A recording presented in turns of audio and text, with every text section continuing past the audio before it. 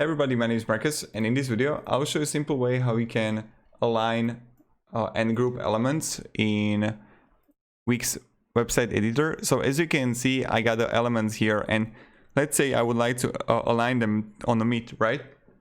So what you need to do is let's just group them.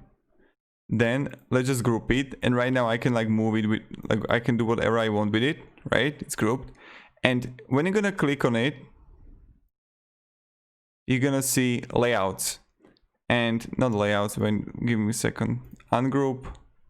When you're gonna ungroup, click layouts, and then you're gonna see align elements, and I can align it to center, to top, to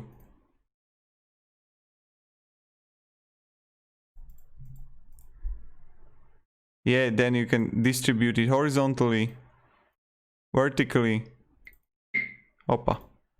like that.